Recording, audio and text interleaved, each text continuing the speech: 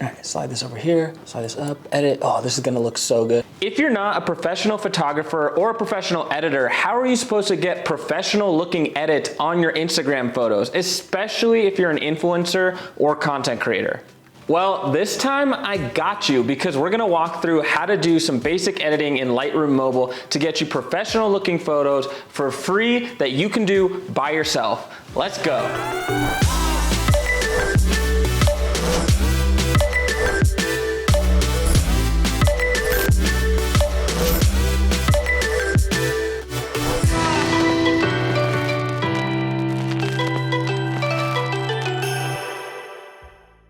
What's up? It's David K, aka Threadability, and we are back with another step in the creation process. We've covered planning, we've covered photo composition and posing, we've covered the editing apps that you need, and this time we're actually gonna edit a photo in Lightroom Mobile together so you can see how I do it and get some tips and tricks so you can do it by yourself.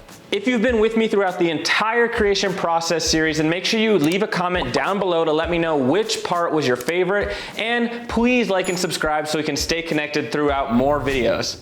Okay, so before you edit, there's actually a couple things we wanna do to get prepared to actually open up our photos in Lightroom and start editing.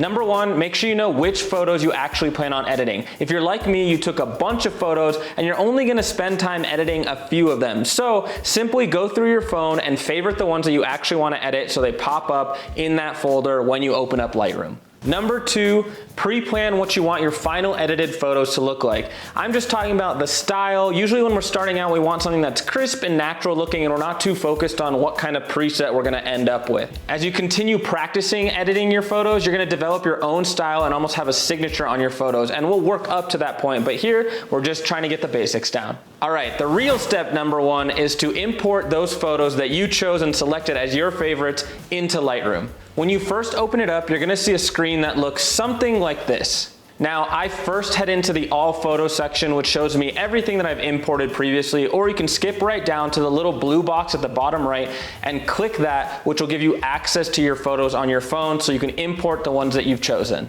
Once your photos are imported into the app, then you're gonna choose that first one to start with, and this is really gonna serve as a base edit for the rest of the photos in that set. Now, the last thing to keep in mind when importing photos is the storage of the overall app and how much it takes up on your phone. Adobe says that you need about 450 megabytes for the app to run, but remember, you're gonna be importing more and more photos, so it could take up more space. So I would recommend periodically cleaning this out so you don't clog up your phone too much. Once you have that first photo imported and selected in the editing screen, this is what you're gonna see. In the bottom left, you're gonna see that the first section of apps shows healing and selective tools. If you're using the free version, you won't have access to these quite yet. The profile tool is more used for rendering of raw photos, so we won't be touching on that too much right now either. The next bank of tools is where we'll actually do all of the editing, so we're gonna walk through those step by step. And lastly, at the top right of your screen, you're gonna see some sharing options and some menu options, which we'll touch on at the end once we're done editing that photo. Now, I believe that Lightroom really set this up nicely, so I just follow the editing right down the line as it's set up. That first pass through allows you to establish your base edits, and then you can return to any section and fine tune the details. All right, so we're gonna start with the lightness and brightness of your photo, affecting the lights, the shadows, the whites, and the dark spots. You will see that the first button is an auto button. This applies like an auto edit that Lightroom generates or optimizes for your photo. It usually doesn't have a lot of personality to it. It just sort of makes the edges a little crisper. So I would use this as maybe a starting point, but this is not your final edit. So as you click into that light section of Lightroom, you're gonna see that the first slider is the exposure tool. This is sort of the overall brightening of the photo, so we don't go for that one right off the bat. The first thing I do is actually bring down the highlights and the whites and bring up your shadows and your black areas so that you kind of give a boundary for that exposure tool to work within.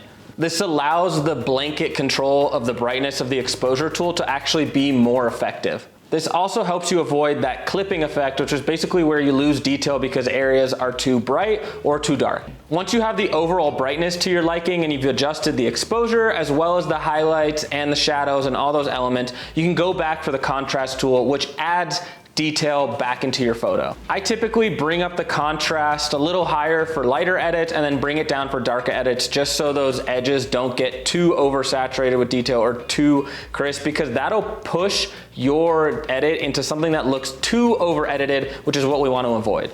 Now, the last thing I do in this section is use the curve to really fine tune the lights and the shadows. I usually create a very slight S curve, bringing the highlights up a little bit and then the contrast down, just so we can really define those light and dark areas. The top of the curve is going to be your highlight and the bottom of the curve is going to be your shadows. So if you push those in either direction, you're gonna see how they affect your photo. Play around with it, see what you like. You can also switch to an RGB curve, which means you're affecting the red, greens, and blues in that photo, and do the same thing to add those tones to your lights or your shadows. Once your photo is to your liking in terms of lighting, click done and we'll move on to the next section. Remember, we can always come back to adjust everything a little bit more minutely. The next block of edits is your color section, and I think this is where you really get to be the most creative. The first two sliders are your temperature and your tint sliders, which means you're basically controlling how cool or warm you want the photo to look and whether there should be a green or a more purple tint that goes along with it. Now, as you push to a warmer end, you may slide to the purple side as well to give it a natural tone. You just gotta play with that green and purple so your photo stays natural looking. If you're struggling with that warm slider and not getting it quite right, you can choose the eyedropper tool and select a neutral or sort of white area of your photo, and it'll automatically adjust the temperature to that area.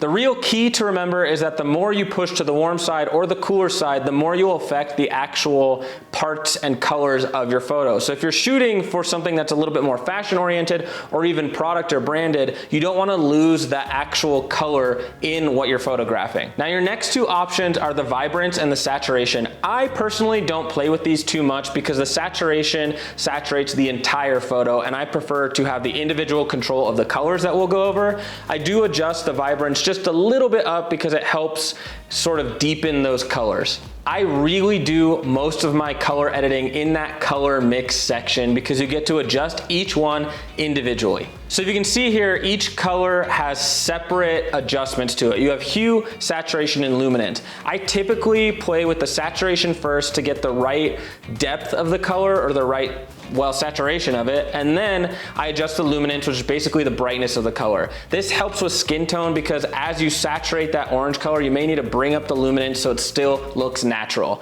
I don't touch the hue too much unless there are too many reds in the skin, and then I'll shift it over to a more orange so again looks natural. But you really get to play with the details here. You can even use this little center tool to adjust certain areas of your photo. It'll pick up the colors in that area and then you can adjust them. Now remember, it will adjust the rest of the areas of those photos that have those colors, but it's a good sort of reference point for you.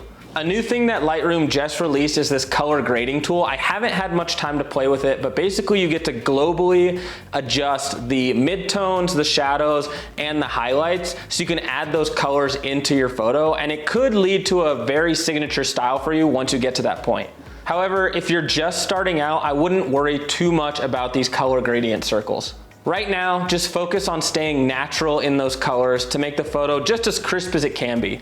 If you play with those colors too much, like pushing the saturation too high or putting the luminance too low or too high, you may start to affect the natural look of that product. Especially if you're shooting for a brand, we don't want to change the color of that product too much because that ends up being almost false advertising. Your next editing block will be that effects tab, and my overall recommendation before we jump in here is to keep it pretty light here. The texture and clarity tools really bring out the hard lines and edges in your photo, so the more you push those up, the harder and harsher those edges are gonna get, and the more you bring them back, the sort of dreamier and retro effect they're gonna look. The more retro effect they're gonna look. I guess the more like 90s cassette tape vibe you're gonna get. Hopefully that makes sense.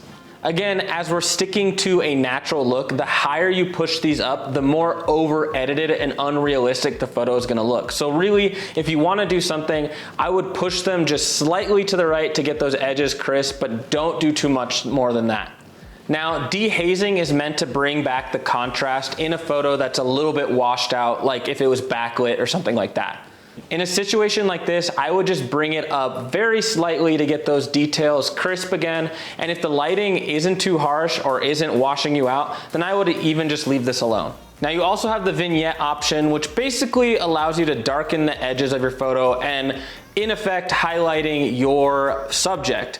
I wouldn't push this too far again, because the further you push it either direction, it's gonna start looking like an old-timey sort of retro photo, which isn't the exact look that we're going for. If you're trying to get your audience to focus on that subject, I would just bring it down slightly to get those darker edges, but not more than that. Once you move the vignette dial, you'll unlock a couple of other options which basically allow you to control the harshness of that circle of focus and feather it out. So you just gotta play with these to see how harsh you want that transition to be from the lit subject to the dark corners. Lastly, the grain tool adds noise or fuzziness to your photo, and for me, personal preference is I leave this alone. I don't really like my photos to look fuzzy because then they look unfocused, but if you like a little bit of that texture, then you can slide this up slightly. It's another good way to add that sort of retro feel to your photo and make them almost film quality with that graininess. The next section is your detail section, which is like fine-tuning your image.